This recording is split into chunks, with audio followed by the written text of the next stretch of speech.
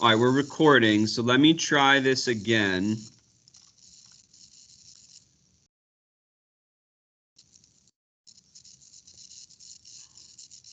Okay, where's my little dialog box? All right, so I have shared my screen. Can you see it?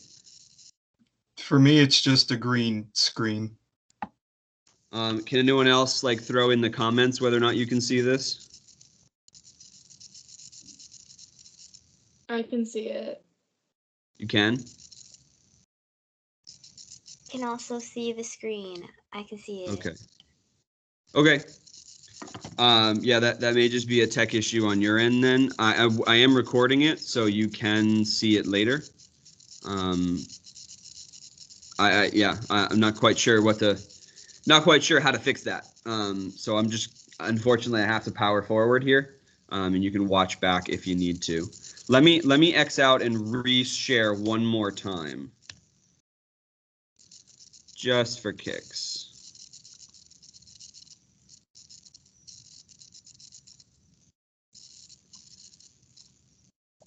All right, so let's stop this. We're recording, share, find the PowerPoint.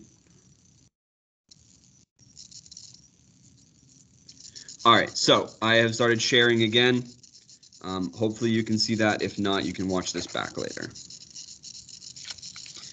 Okay, so if we've got our free body diagram, we have an angle theta of the inclined plane and an angle phi, that circle with a vertical line through it, for force F. So for all of the inclined plane problems, what we needed to do was we needed to analyze what the forces acting along the direction of motion are. We only care about the forces that are acting to pull or push the block along the inclined plane. So that means we're going to need some components. What components will we need? Well, let's figure that out, why don't we? So we will start with, yes, we will start with this. So, we're going to start with our FG. Let's do that. So if we have our FG, so if we redraw our free body, or I'll put this on the free body diagram, the components of that are going to be right here with the angle theta inside there. I made a mistake where I told you the angle was over here. It's not over here. It's inside here. So if the angle theta is inside there, that means we can draw our triangle with a right angle here. And this is FG, and here's our angle theta. And we only really want this component because that component, right, is what is pulling along the direction of motion. That component is pulling that away. So that component here, since it's the opposite side, we're going to use sine.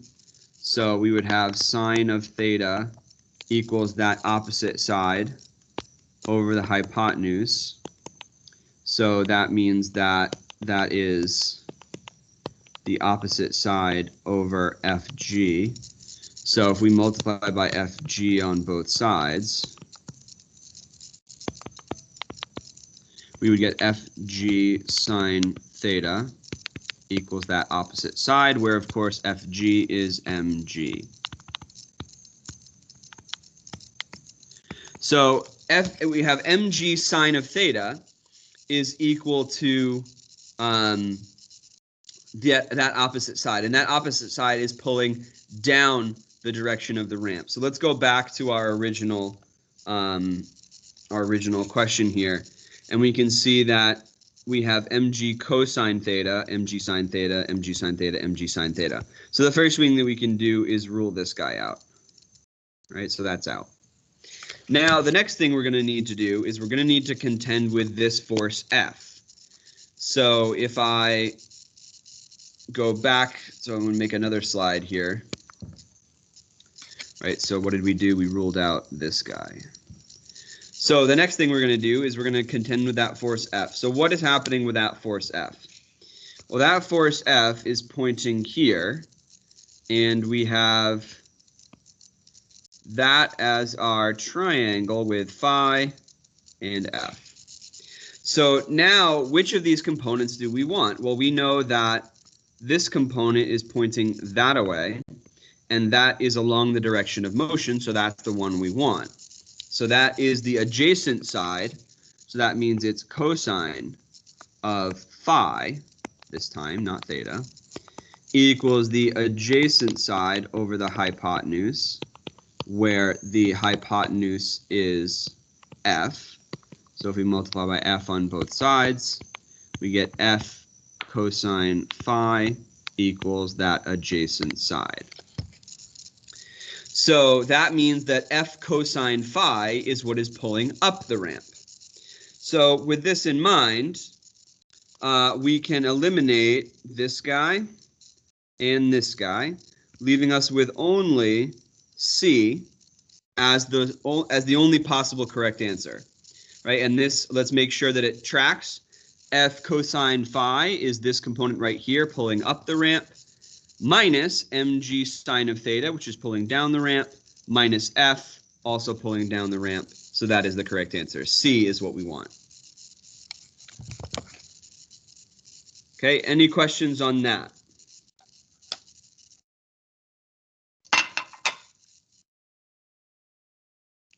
Hopefully that that walkthrough made some sense to you.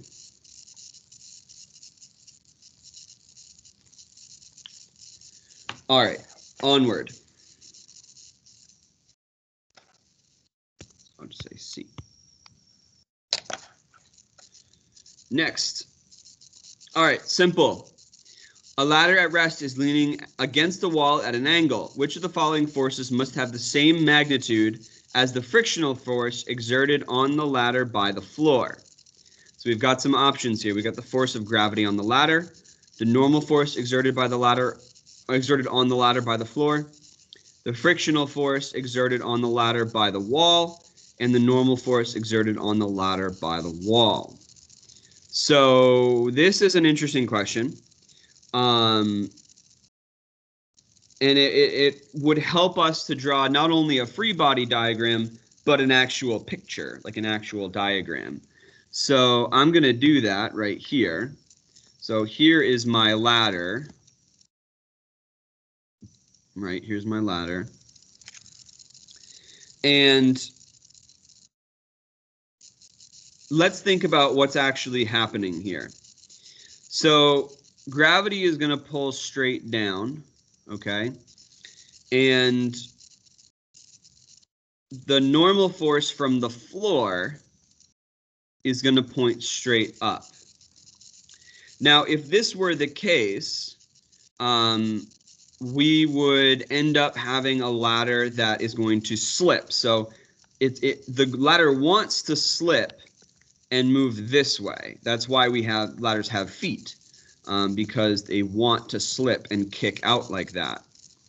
So in order for it to keep from slipping, the frictional force must be pointing in that direction to keep it from slipping. And if we're looking up here at the contact between the ladder and the wall wall exerts a normal force on the ladder in that direction, right? Perpendicular to the two surfaces, where the two surfaces are here and here, the ladder and the wall. So the correct answer for this is going to be D. Okay. The normal force exerted on the ladder by the wall. Since the wall pushes the ladder out here, friction must act against it in order to keep the ladder stationary.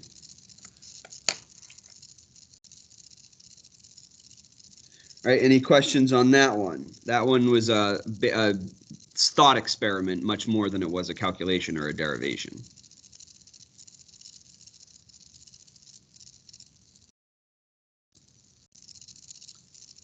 No questions? Okay, that's fine. Next, All right, here we go. So we've got some tractors and some objects. So each of the figures above shows a tractor attached to an object. The tractor exerts the same constant force F on each object in every case. So the tractor always provides force F. Which of the following is a true statement about an object and the relative magnitude of the force exerted by the object on the tractor? So we've got a tractor pulling F on a boulder, no acceleration.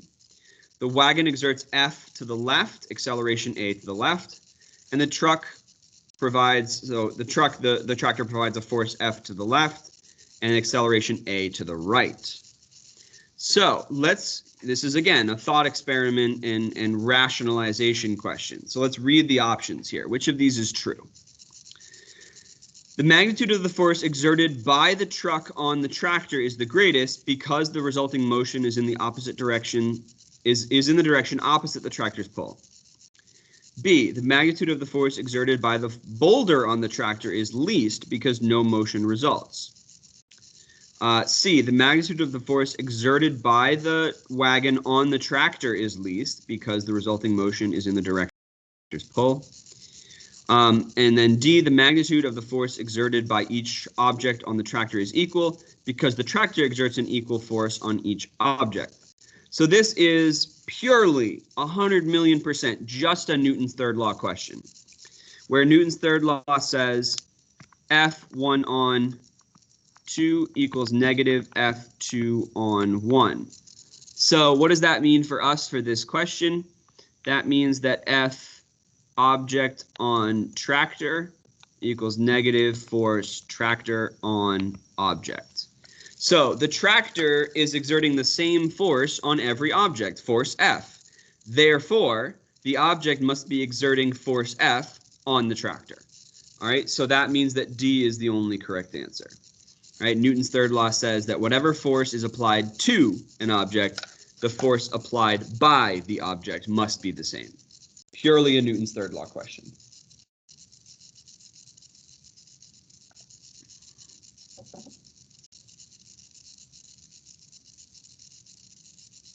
Okay.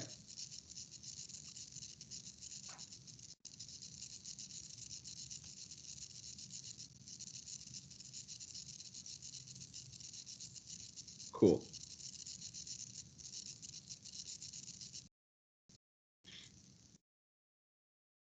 All right, next question. Another concept question. A person is running on a track. Which of the following forces propels the runner forward? So, the normal force exerted by the ground on the person, the normal force exerted by the person on the ground, the force of friction exerted by the ground on the person, and the force of friction exerted by the person on the ground. So, we can rule out, this should be a really quick question for you, and if it wasn't, that's okay. But here's how we can rule those things out very quickly. So, which of the following forces propels the runner forward? So if we are talking about the forces propelling the runner, we only care about the forces acting on the person. So this one says on the ground, so it's out, and this one says on the ground, so it's out. We only care about the forces acting on the person. So this is out, and this is out. All right, now let's consider the other two. So we have the normal force exerted by the ground on the person and the friction exerted by the ground on the person. So if we were to draw a quick free body diagram, we would see that we have the force of gravity going down, the normal force going up, and I guess it depends on which direction we pick, but let's say we have the force of friction pointing in that direction. So if we're propelling the runner left to right, the only thing that can do that is a force left to right. And the force going left to right is, of course, the force of friction, right? The normal force, it is present, but the normal force is holding the person up, not propelling the person forward. So the normal force is not going to be a factor here. The normal force will be a factor in that it will help us calculate how much friction there will be, but the friction is what is going to propel the person forward. Questions on that guy?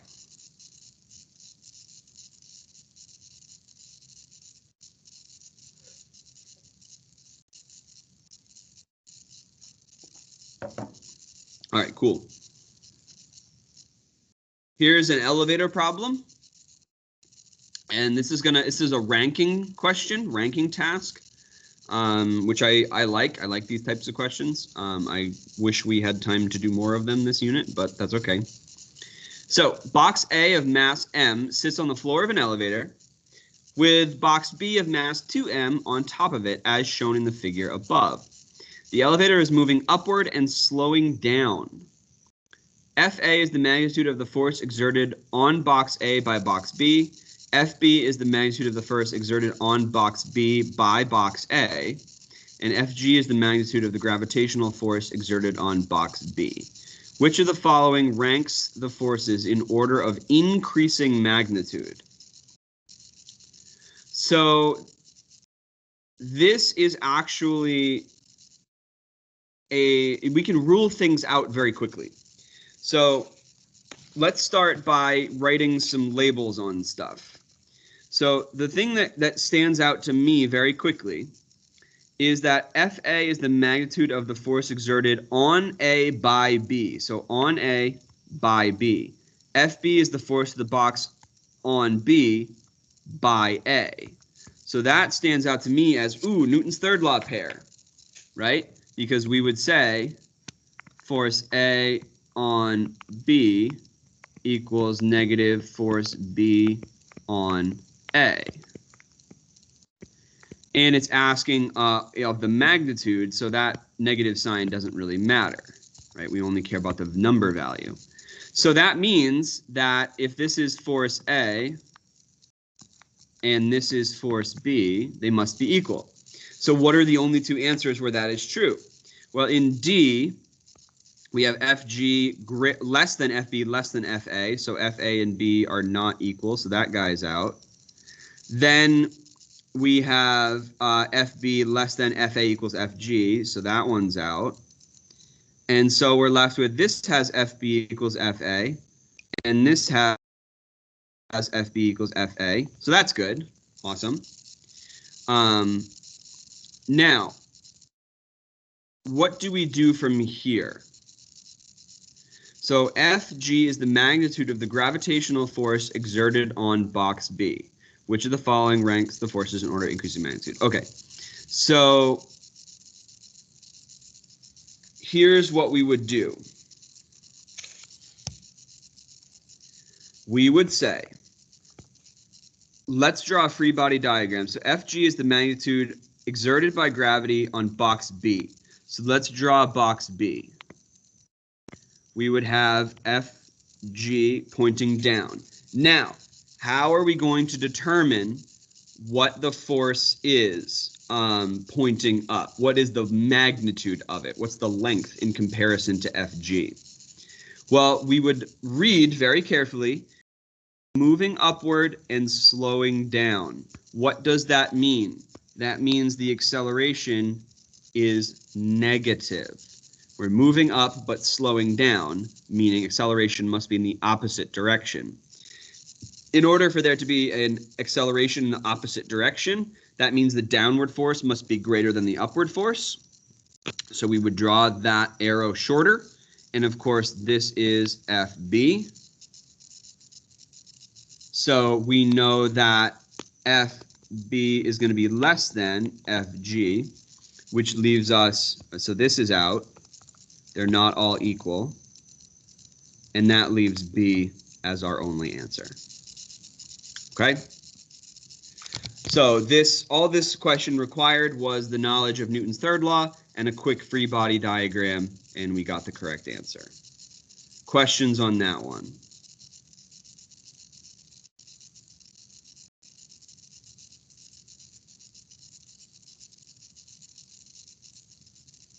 Okay. Now, here's a hefty one. And this is our last two multiple choice questions. So let's talk. So we have the inclined plane in the figure above has two sections of equal length and different roughness. The dashed line shows where section 1 ends and section 2 begins. A block of mass m is placed at different locations on the incline. The coefficients of kinetic and static friction between the block and each section are shown in the table below. So we have static and kinetic. So we can see that for section 1, we have mu static 1 and mu kinetic. Section 2, we have mu static 2 greater than mu static 1, and then 2 mu kinetic. So 33. If the block is at rest on section 1 of the incline, so it's at rest, very important statement. What is the magnitude of the force of static friction exerted on the block by the incline? So this is where we need to get kind of, we need to think a little harder than we might for other problems here. So first of all, a free body diagram will behoove us. So if we were to do that, right, we would draw FG pointing down. We're going to have some normal force pointing up.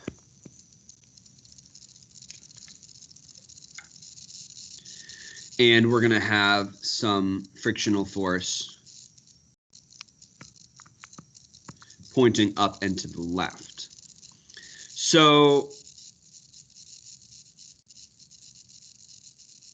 let's think carefully. It's at rest. So that means that static friction is currently applying. Now, when we use the formula for static friction, what we're doing is we're calculating the maximum possible value that static friction can apply.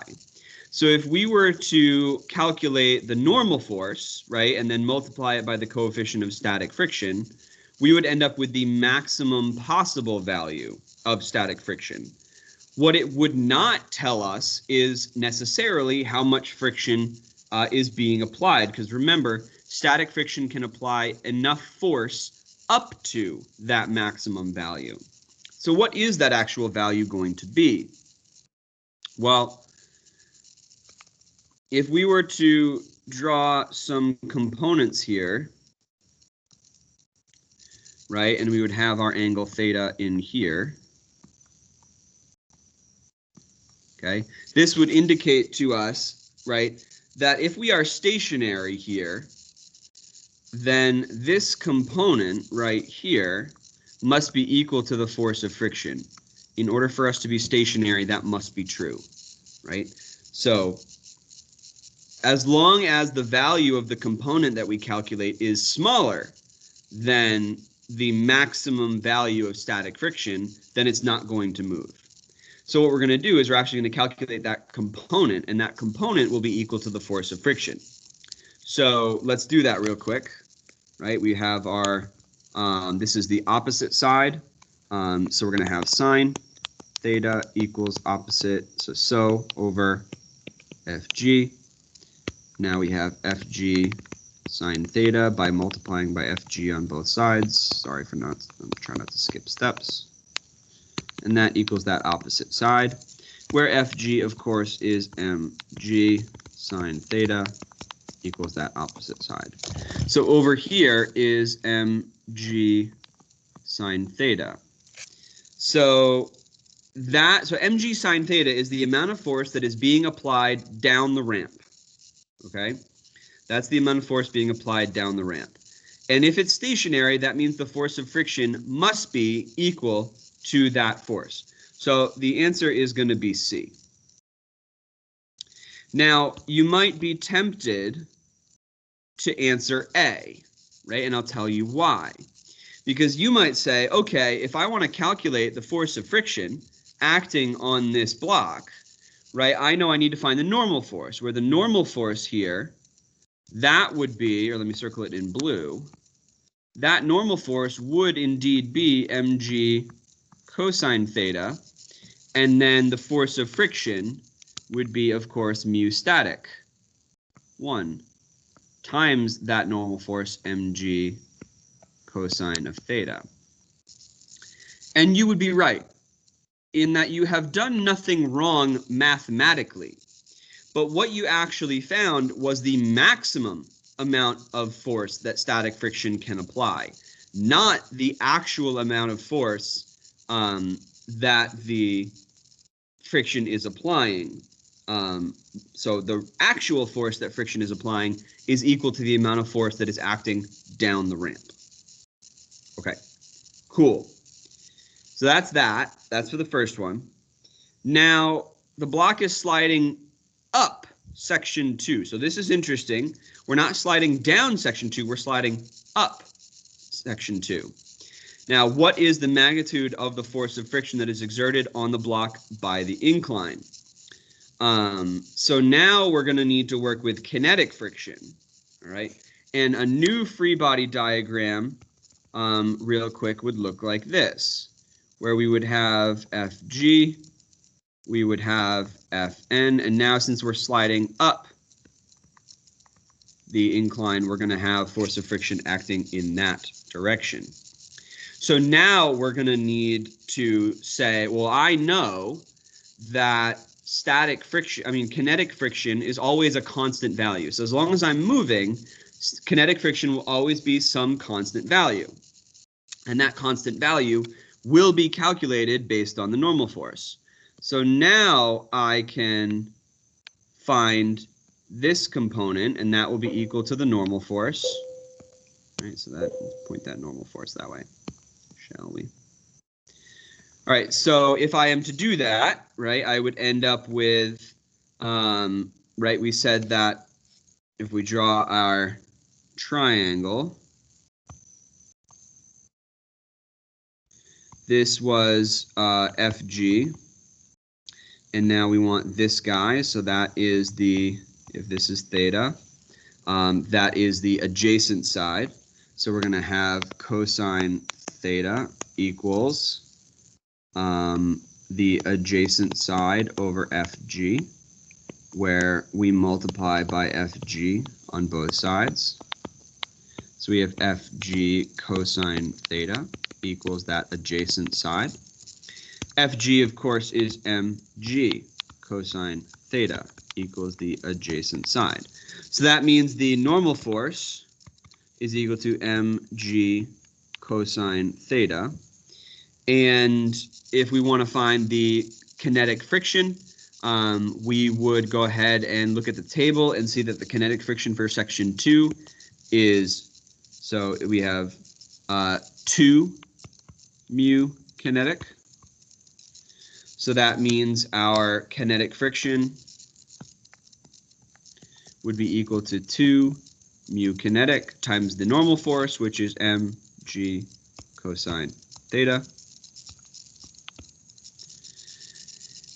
So that's the friction force that is exerted. Remember, kinetic is always a constant value no matter what is happening. So that would be 2 mu k mg cosine theta. And of course, that would end up being a 2 mu k mg cosine theta. So after much trial and tribulation, we have succeeded. All right, questions on that problem?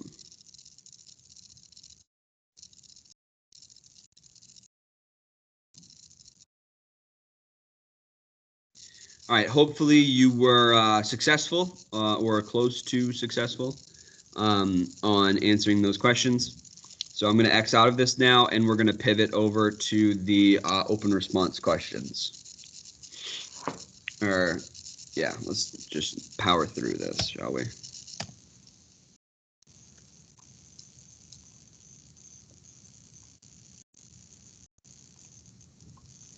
Right, and where are our, yes, this, okay.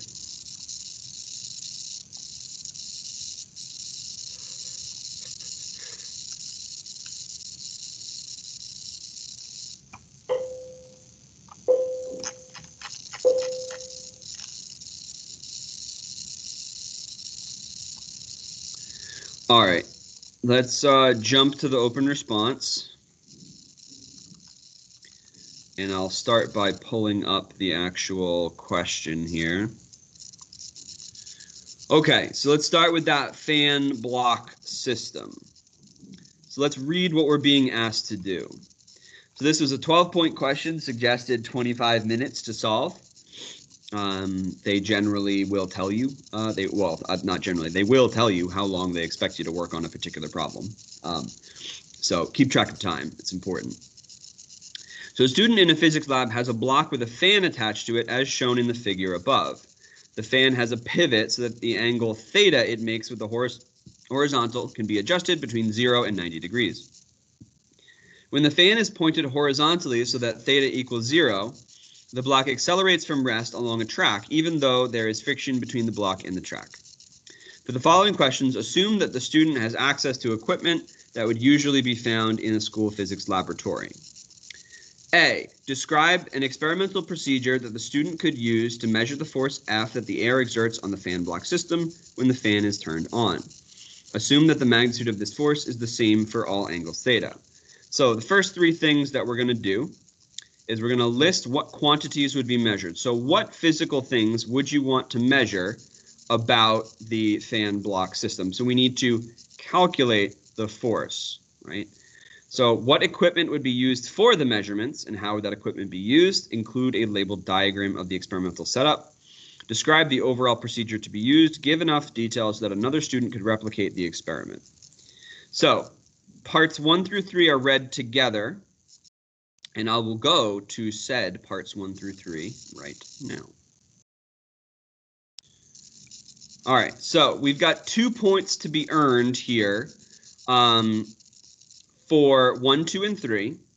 And here is what you would gain a point for. So the first point is super easy, super easy to get. And that is measuring the mass or weight of the relevant system. Boom, 1 point right there. Just measure the mass and how you would do it. Then making a measurement of the force or something from which a force can be calculated with the fan turned on. So note, fan angles of either 0 or 90 degrees need not be measured directly, since these are given as the minimum and maximum angles possible. If the procedure involves intermediate angles, then these angles must be measured. All right. Example 1. The downward force exerted by the fan block system or mass as read on a balance of the system. So what you could do is, so you say we're going to measure the downward force. You're going to need a spring scale or a mechanical balance or a digital scale of some kind. So how would you use it? So 1, set the fan angle to 90 degrees. With the fan off, hang the system from a spring scale to find its weight, or place the system on a mechanical balance to find its mass. Turn the fan on and record the force from the spring scale or the mass reading from the mechanical balance. So 1 is literally put the thing on a scale with the fan off, and then turn the fan vertical, turn the fan on, and measure the force or the mass again. And that would give you the force. Okay. So next, you're going to take the other option. So this is a different way that you can answer this question. And the thing about these questions is there's really many ways to answer them. You just have to meet the criteria. And the readers will see a variety of very common responses. So they'll be looking out for specific types of responses. But your unique solution could work too. So you're going to take example 2. Another way to answer this problem is take the mass of the fan block system and the low friction cart. You're going to measure the velocity of the cart as a function of time. So you need a scale to measure the mass and then a motion detector to measure velocity as a function of time. What would you do? What is the experimental procedure? Place the system and a low friction cart on a scale to find the total mass of the fan block and the cart. Next, on a horizontal surface, place the fan block on the cart, set the fan angle to 0, turn the fan on, and release the cart from rest. Use the motion detector to graph the cart velocity as a function of time. So anything that you could do to measure the force of the force of the fan. All you need is the force of the fan. Some way to get that, and you would be good for that. So, are there any? So I want you to be looking at your answers here and trying to honestly grade yourself. Is there anybody who wants me to, if you want to read off what you did or give me a summary and let me tell you whether I think you would have gotten the points or not?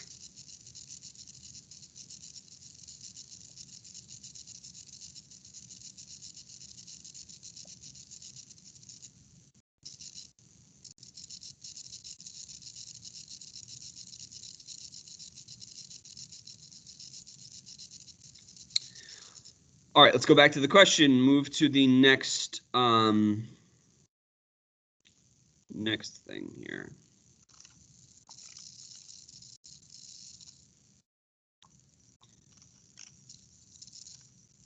All right, so 4, describe how the force can be determined from the measurements described in parts 1 through 3. So let's do that. All right, how would you get points here? So you get 1 point for correctly indicating a method to determine the force exerted by air on the fan using the measurements and the procedure from parts A 1 through 3. So 1 point to be earned there.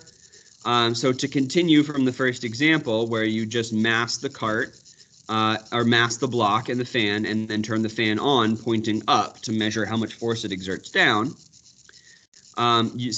How you would do that, take the difference in the force readings of the fan off and the fan on. The difference is the force exerted by the air on the fan. And then from example 2, where you put the block system and let it push it horizontally, you would get the average slope on a graph, which is the acceleration. Multiply acceleration by the total mass to find the force exerted by the air on the fan. So those are 2 possibilities here for what you could have written. And there are many more possible solutions to this. These are just the 2 that they gave as an example. All right. Now, let's go back to the question. Actually, anybody want to read me there? Does anybody have any questions about part 4 here of question 1, or part A?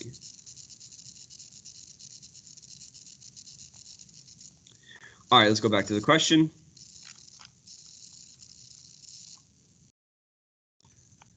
So, B is describe an experimental procedure that would allow the student to use the fan block system with the fan turned on to find the coefficient of kinetic friction between the block and the track. So you're going to do the same thing. What would be measured, what equipment would be used, and how would that equipment be used? Include a labeled diagram. And then describe the overall procedure to be used, give enough details so that another student could replicate the experiment. Part 4, on the dot on the right, which represents the fan block system, draw and label the forces, not components, that are exerted on the system during the experiment described in parts B 1 through 3. Represent each force by a distinct arrow starting on and pointing away from the dot. So notice that they're very specific. An arrow, each force gets an arrow. That arrow starts on the dot and points away from the dot, and you want to label the forces. So draw and label the forces, not components. So they give you all that information. So it must be only the forces labeled, starting at the dot, pointing away. They give you all of that to remind you in case you forget what the rules are. So let's go back and let's see how you might want to answer this. So parts 1, 2, and 3 are read together for a total of 2 points. As a note, in parts B 1 through 3, it is acceptable to say the same as part A with the following changes. So you can indicate that you want to do something similar to part A with the changes, listing the changes from the procedure from part A. So the first thing you want to do is describe the measurements that would allow determination of the acceleration and describing a procedure that is practical and feasible in a school laboratory. So notice that those 2 points are very broad. And so it really is up to the reader to determine whether you have met those criteria. So there's some examples here. You could place the fan block on the track with angle theta, place a motion detector behind it, set to velocity versus time. Turn fan on and release from rest. Repeat the procedure several times. Option 4. Place the fan block on the track with angle theta. Place a photo gate just in front of the block and a second photo gate 1 meter or 2 in front of the block. Measure the distance from front of block to the front of the second photo gate. We don't really use photo gates, so you can kind of ignore this. We have motion detectors that will calculate acceleration, which is very nice. Turn on the fan, release the block. Photo gate measures the time it takes the block to travel the measured distance. Example 5. What would you measure? The angle of the fan and the velocity of the fan block system as a function of time. You use a protractor to measure the angle, and then a motion detector to measure the velocity and time, and then adjust the fan angle until the block slides with a constant speed after given a push. Use the motion detector to determine whether the speed is constant. And then part 4, 1 point to be earned for correctly drawn and labeled forces for the force exerted by air on the fan, and for the frictional force exerted on the block by the track, corresponding to experiment in part B3. Other forces are correctly drawn and labeled, and no incorrect forces corresponding to the experiment. So not only do you have to draw the correct forces, you have to have no incorrect forces. So you can't have anything extraneous that doesn't pertain to the problem.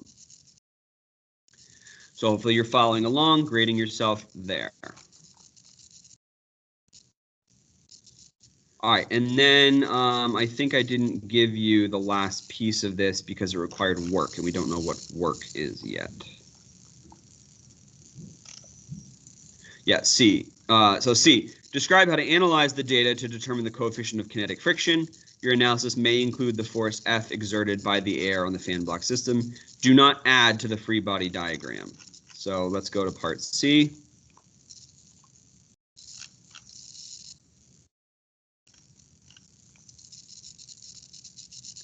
All right, so we're going to ignore so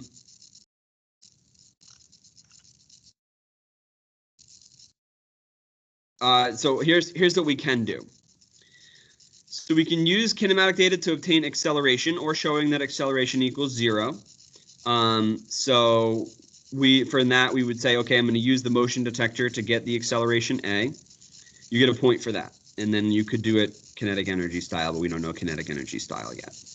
The second point would be for relating the frictional force and coefficient of kinetic friction as FF equals mu K Fn. You literally get a point for just writing the force of friction equation.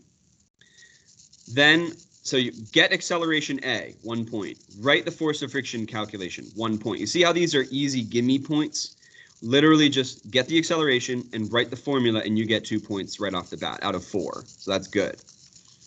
Then for a correct representation of the normal force, correctly referring back to a measurement of the fan block system. So if you have your normal force, if your angle is 0, if your fan is perfectly horizontal, the normal force is equal to mg, or if the fan is pointing up at an angle, that normal force would be equal to mg plus the component of the force of the fan that's pushing down into the track or board or whatever it might be. Then, using Newton's second law, consistent with the normal force above, for the appropriate forces or force components in the direction of motion, that would lead the determination of the coefficient of kinetic friction.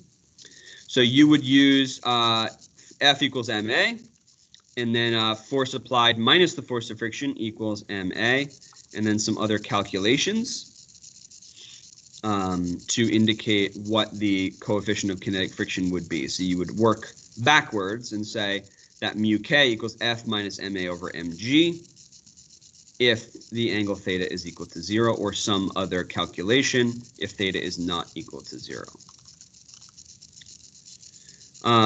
Then there's some other options here for getting the kinetic friction from a slope of a v versus t graph to get the acceleration. Blah, blah, blah, blah.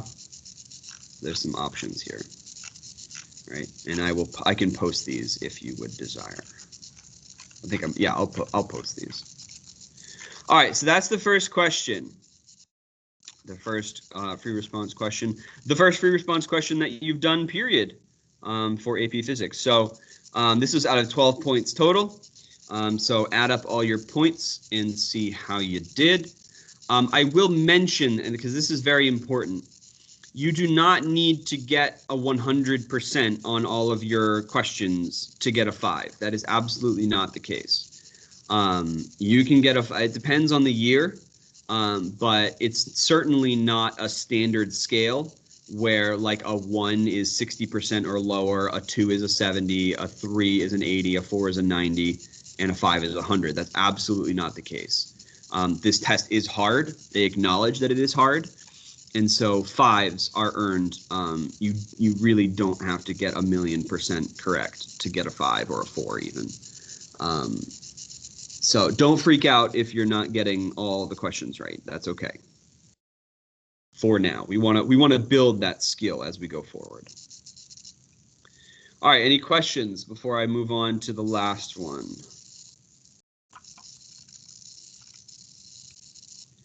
All right, let's do it.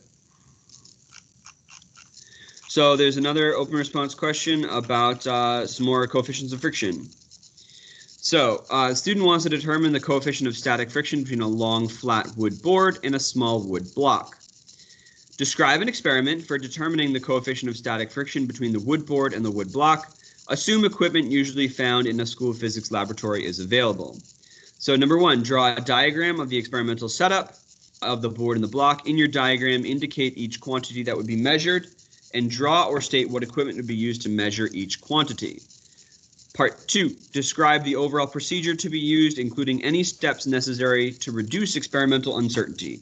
Give enough details so that another student could replicate the experiment.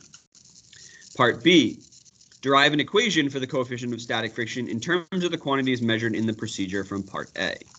And then Part C involves some data that we are given. So let's jump over to the rubric.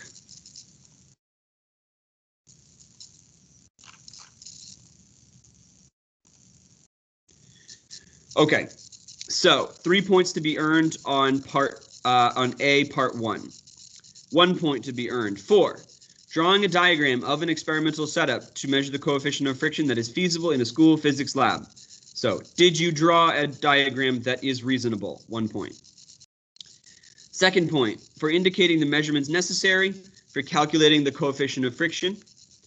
And then for indicating the equipment necessary for measuring the quantities required to calculate the coefficient of friction. In an example, with this diagram here, we would raise the board to an angle theta, measure theta, at which block starts to slide. You would have the block on the board and then the table, which is level. So that's an example. It does not have to be what you drew, right? You can draw or indicate whatever experiment you deem appropriate. And if you want me to double check your work, I absolutely can. Part 2, for a description that is consistent with a diagram in enough detail that another student could replicate the experiment. Did you describe with enough detail so that someone else could pick up your procedure and go do it? For a description that is conceptually valid, that is a conceptually valid method to find quantities that would allow a calculation for a friction coefficient, and for including a valid method for reducing experimental error. And a valid method for reducing experimental error, all that means is write that you're going to take multiple trials. The end. Just write that you're going to take multiple trials, and you're good on that one. So example, for this diagram, right, for this diagram, that example would be, with the block at rest on the board, slowly lift one end of the board until the block just begins to slide. Measure the angle between the board and table and repeat several times with the block at different locations on the board, with multiple trials at each location. Okay, so that's how you would indicate there. All right, now part B.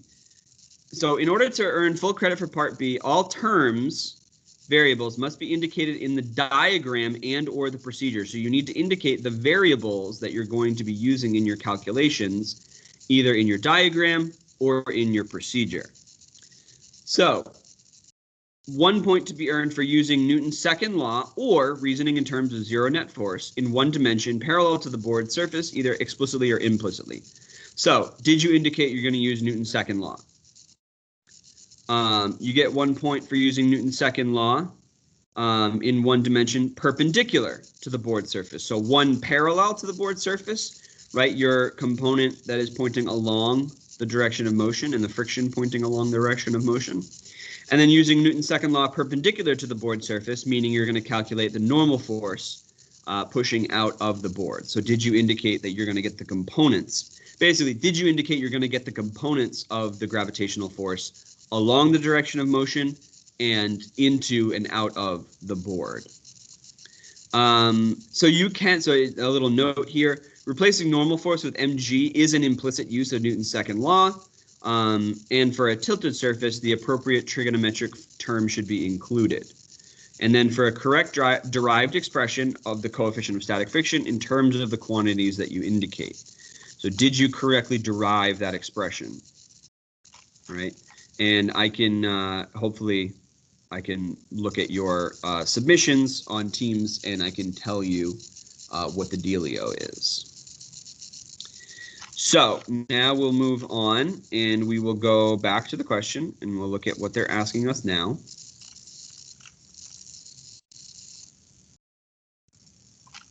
All right. So now what is it asking us here? A physics class consisting of 6 lab groups wants to test the hypothesis that a coefficient of static friction between the board and the block equals the coefficient of kinetic friction between the board and the block. Each group determines the coefficients of kinetic and static friction between the board and the block. The group's results are shown below, with the class averages indicated in the bottom row. So based on these, we see our table here. Based on these data, what conclusion should the students make about the hypothesis that the coefficients of static and kinetic friction are equal? So notice that the average here is equal. So what can we say? So we can check off the static and kinetic coefficients are equal, the static and kinetic coefficients are not equal, and justify your reasoning. After that, a metal disc is glued to the top of the wood block. The mass of the block disc system is twice the mass of the original block. Does the coefficient of static friction between the bottom of the block and the board increase, decrease, or remain the same when the disc is added to the block? So you would check off increase, decrease, remain the same, and then state your reasoning. Let's go to the rubric.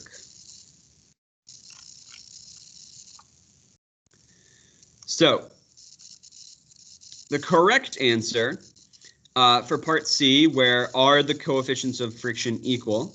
The correct answer is the static and kinetic coefficients are not equal. So that so this is an interesting quirk in the way to grade these. So this is where, so it's interesting here.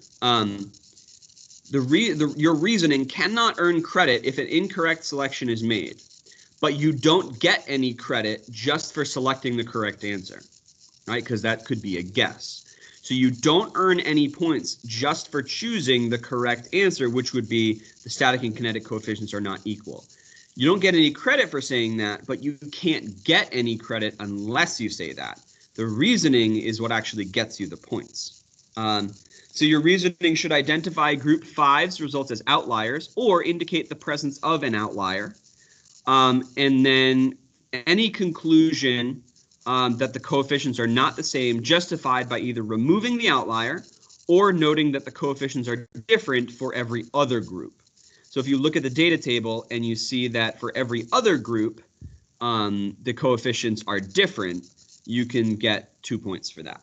And again, you don't get any credit for checking off the correct answer, but you can't earn any credit unless you check off the correct answer. All right, so, and this is now an interesting one as well. So this was, if you put the disc on the block, would the coefficient of kinetic friction change? Or not kinetic friction, static friction. So you would need a valid argument indicating that the coefficient of static friction is a property of the two surfaces and is consistent with the selected answer. So this is where it's weird, because in this case, you can choose any of the three, and still get a point as long as your reasoning is correct. All right. So here's where the reasoning you have to indicate that you know something about how friction works. So example 1, you would select they remain the same, and you would refer to the equation that the coefficient of friction does not depend on mass. You could select remain the same and say the coefficient depends on the nature of the surfaces involved, not the masses or the normal force. That would get you the point. You could also select decrease. So you could select decrease and say the increased normal force will cause smoothing of the surfaces, decreasing the coefficient of friction. That could actually get you a point. Or you could select increase. The increased normal force will cause the surfaces to become gouged or rougher, increasing the coefficient of friction. So where part C was weird in that you can't get any credit unless you select the correct answer, part D is the opposite, where you could get credit for any answer depending on your reasoning. So that's just some of the little quirks of the AP test and how they, and hopefully you're seeing here with all of these. AP test is not testing whether or not you know how to calculate stuff. The AP Physics 1 exam tests can you, or do you know physics, and do you know how to do physics, experiment-wise. So that's why I hope that we can shove in as many labs as possible. So that we can get a better sense of how to do good physics. All right, can I answer any questions at all? So we're done looking at all of these, so I will X out of here. I'm sure this was dreadfully boring, but I think worth going over so that you can know whether or not you are on the right track for all of this stuff. Does anybody want to read me an answer and I can give you feedback, or what do we want to do here? Otherwise, I'm going to let you go. We don't have any time to delve into content right now. So what's worth our time, friends?